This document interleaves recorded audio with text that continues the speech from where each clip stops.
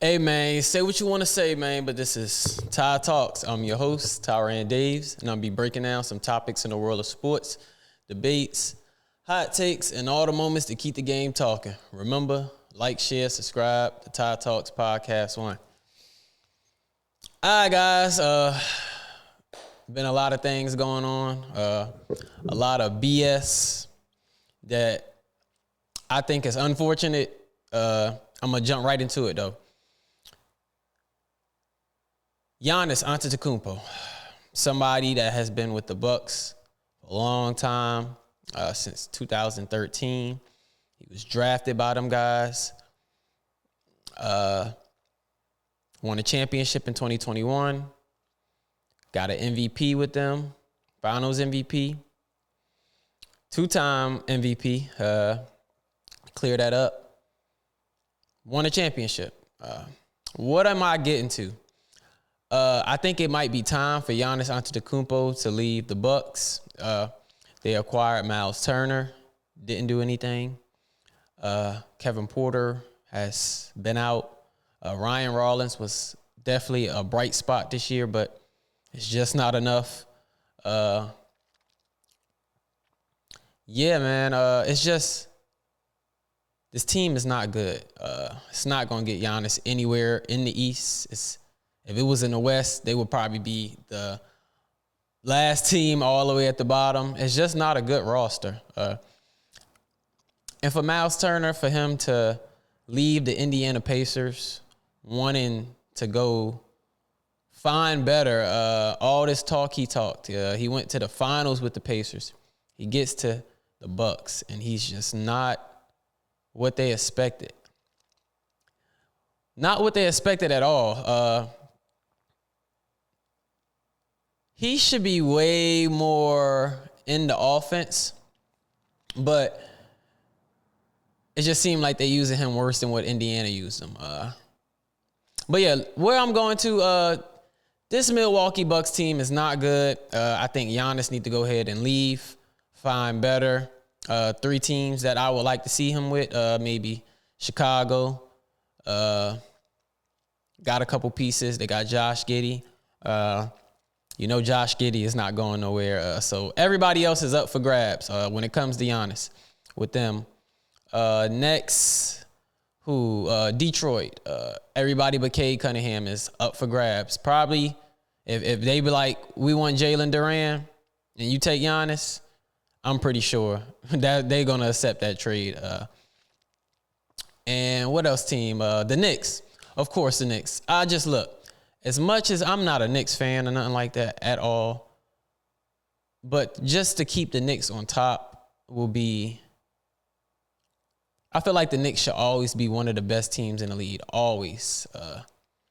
They should always be one of the best teams. Lakers should always be one of the best teams. Celtics should always be one of the best teams.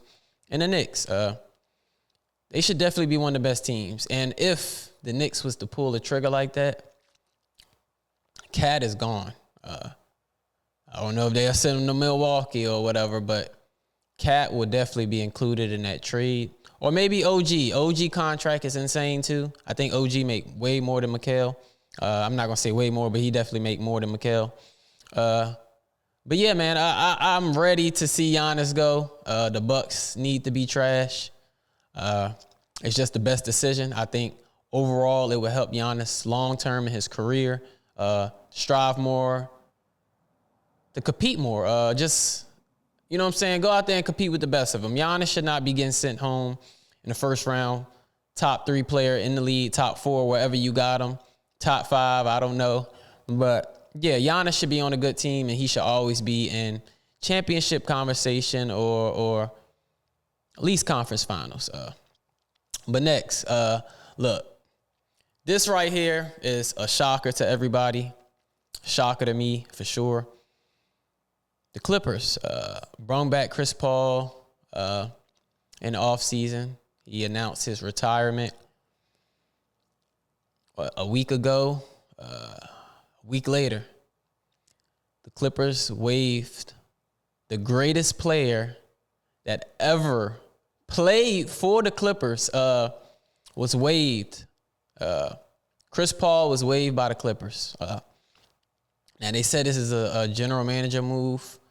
Him and Tyronn Lue was supposedly going at it. It's video footage of Tyronn Lue saying, we're not worried about Chris Paul, whatever he said. But look, man, this is all I can say. In the end, this is the greatest player that ever played for this bum-ass Clippers team. Like, you got to think about it. We talking about the Clippers, dog. At this point, y'all shouldn't even be in L.A., man. Like, move the Clippers. Let's move the Clippers somewhere else. Let's move the Clippers to Mexico or something. Move the Clippers outer space, bro. Like, what the fuck, bro? Like, y'all waived Chris Paul, the greatest player that ever played for the Clippers, period. He's the greatest player to ever play for the Clippers, man. He took them to a Western Conference Finals, which fell short. Played 6 seasons, 6 playoff appearances, 2011 to 2017. So that's more than 6 seasons, 7 seasons. But look, overall, the Clippers waived Chris Paul. I don't know how can they fix this relationship. It's insane. The Clippers shouldn't be a franchise if y'all ruining all y'all best players. What can I say? Relationship. And yes, Chris Paul shouldn't go in there doing or saying too much, but he should have some say so. If you know you're not gonna play him, Tyronn Lue, why waste your time and play around with this man, knowing he is the greatest Clipper that ever played in that jersey, in that uniform, in that franchise. Blake Griffin is 2 for me. And I have to throw DeAndre third, Lamar Odom, Kawhi Leonard. Probably be that. Kawhi been there a minute, so he probably done broke some scoring records and stuff like that, even though he didn't play that much. But, yeah. But overall, back to this, man. Look, I don't approve it. I don't like it. I don't care what Chris Paul did. I don't care who he talked to, this Chris Paul. Y'all should respect him, especially on his retirement tour. He just announced his retirement. To do that to him is crazy, knowing that nobody's going to pick him up. It's insane, bro. This is the greatest Clipper player of all time. And if you know, you know. But, yeah, that's all I got for that. I just don't agree with it. I think they did him foul. They did him wrong. They should have found a better solution. I don't know what happened in that meeting, but overall, it came to the conclusion that this man needed to lose his job. And I just don't agree with it, man. This is his retirement year. And it's just unfortunate. It's unfortunate. But overall, man,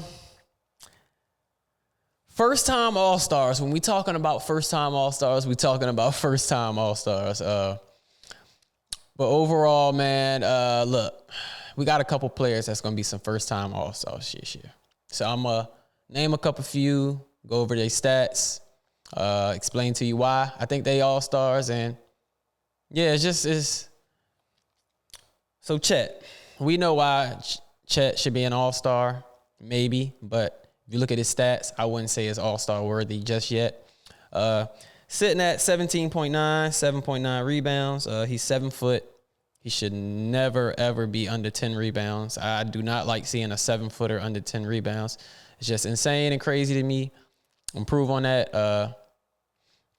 But he's shooting 55% and 35% for the 3. And you know OKC has only lost 1 game. And if he was to be an All-Star, it'd be an All-Star because of his record and how good OKC just doing this year. So, yeah, I just don't see him being an All-Star this year just yet. But if they was to do it, it would just be because of his record. All right, Giddey. Giddey should have been an All-Star last year. Josh Giddey should have definitely been an All-Star last year. But this year, Josh Giddey is averaging 20 points, 9 rebounds. As a point guard, it's insane, which he's 6'8", so I expect him to do that. But 9.5 assists. He damn near averaging a triple-double, 46% field goal. 3-point percentage has definitely got better. Josh Giddey is an All-Star this year.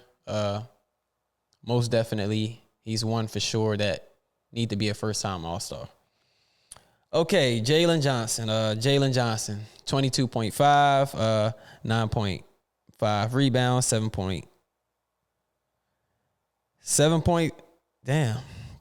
7 assists. Oh my God. Shooting 55% field goal. He been holding it down. He had a triple-double at halftime. Had 41 the other night against the Sixers. Been holding it down while Trae Young is gone. Last year, he got hurt. I think it was his shoulder or his adductor or something like that, whatever. But this year, he's back, and he's definitely going to be an all-star. If you know Jalen Johnson, he slipped in the draft, went to Duke, was supposed to be a top 5, top 3, wherever you had him, but he slipped to the Atlanta Hawks. And now, look, we seeing his potential. This is why I say scouts are doing horrible at their job. I don't know what they looking at. Every time a dude slip, he ends up coming in and proving these scouts wrong. But like I said, Jalen Johnson should have been an all-star last year, got hurt. His season was cut short. But this year, Trae Young has been hurt for the most part, and he has been holding it down. First-time all-star. Jalen Johnson should definitely be a first-time all-star this year. He's killing, man. He's killing for sure. Austin Reeves, 29 points. Austin Reeves is a first-time all-star this year. I already told you, I think he's most improved. Top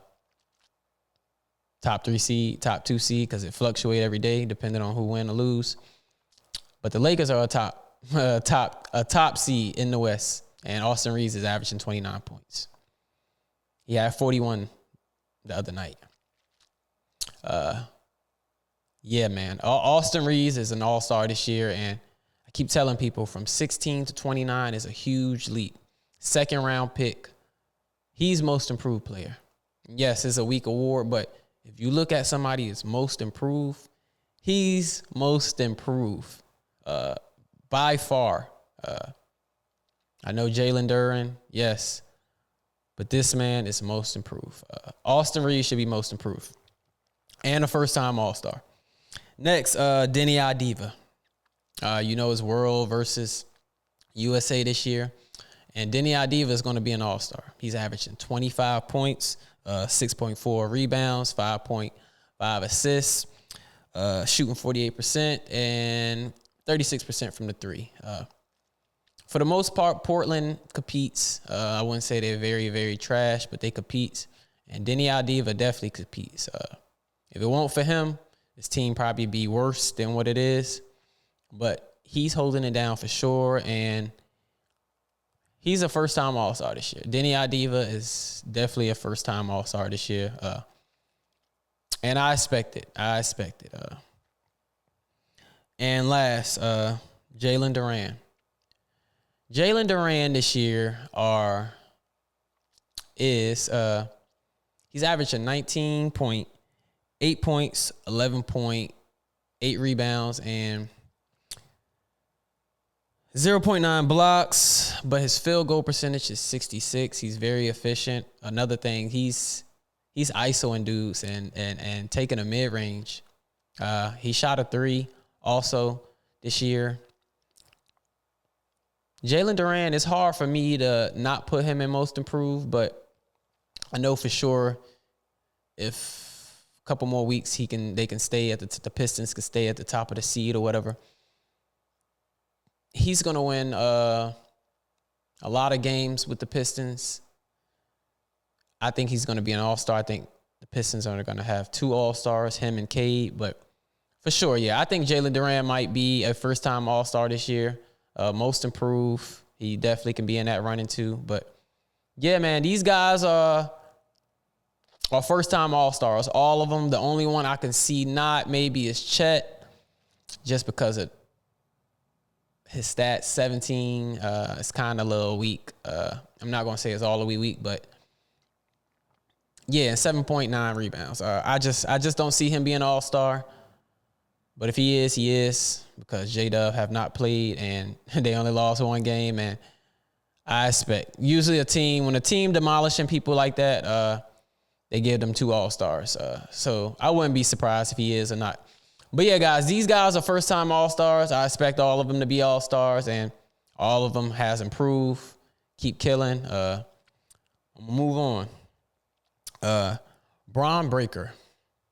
I'm gonna go ahead and make a little prediction. I have Bron Breakker winning the Royal Rumble this year.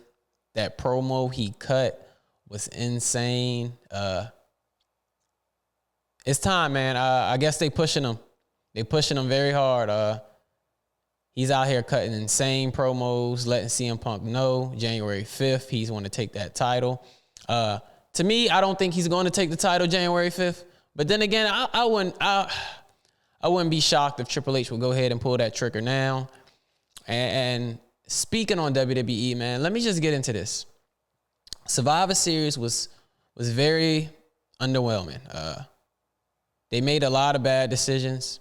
I love WWE, but they got to get it together. And about this SmackDown, Ilya Dragunov beating Carmelo Hayes. When is Carmelo Hayes going to get his fair opportunity, man? Same for LA Knight. LA Knight lost to Gunther.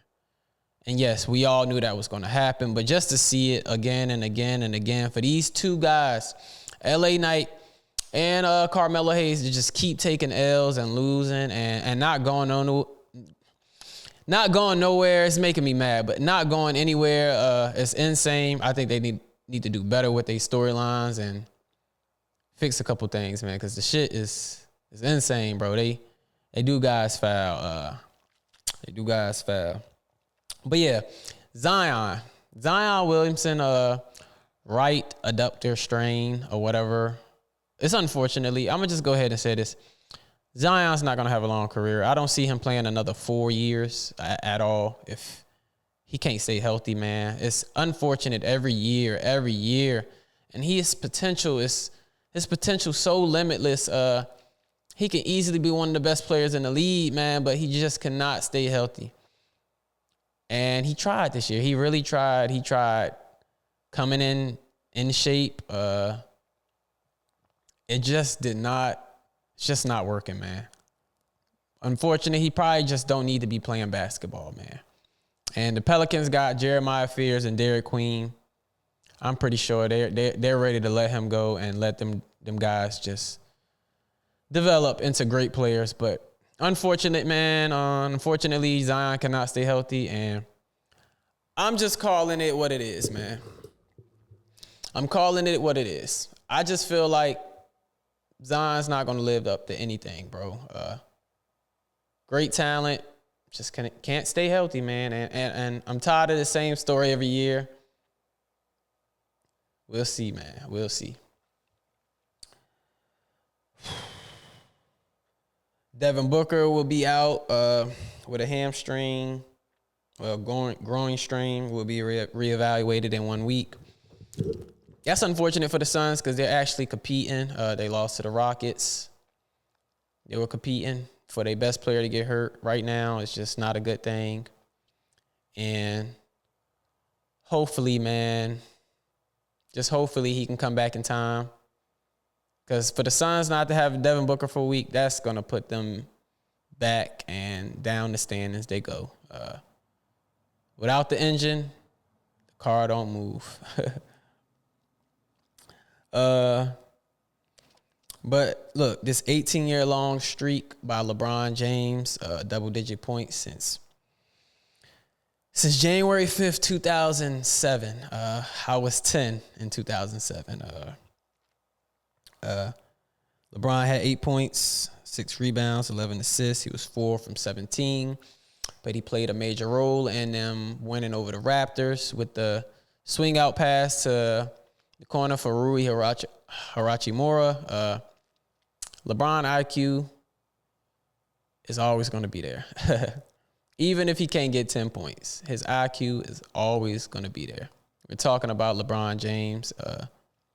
They still won the game. Even if he had 9 points, they still won the game. So the streak doesn't matter. LeBron be 41 soon, and this is his 23rd season. So I don't expect much, but I'm going to tell you this. His IQ is still there. He can play that Draymond role if he wants to with Austin Reeves and Luka. He's gonna find a way to fit in. That's just LeBron James. Man, my favorite player, man, Kevin Durant, drafted in 2007, 4-time scoring champ, 2-time Finals MVP, 2-time NBA champion, league MVP, and now top 8. He passed Shaq. He's number 8 on the all-time scoring list, reaching 31,000 points, man. Congrats, man. I got the hoodie on right now. You know what I'm saying? I'm a KD fan for real, like, you know what it is. But KD has reached 31,000, man. It only been 8 players to do it. But I gotta clap it up, man. I gotta clap it out because look, he's the greatest scorer of all time. I don't care what y'all say. Greatest scorer of all time, reaching 31,000 points. If he never had that foot injury, he never had that Achilles injury, he would probably be top 5 right now. But yeah, he's gonna keep going. Engine's gonna keep moving. He's looking good with the Rockets. They did not have Sengun, and they still beat the Suns. And yeah, KD just look happy. And yeah, man, that's pretty much all I got for y'all today. Like, share, subscribe to Ty Talks Podcast 1. I got a couple big things coming soon. Just trying to grow. More content. Peace out, guys. Peace out.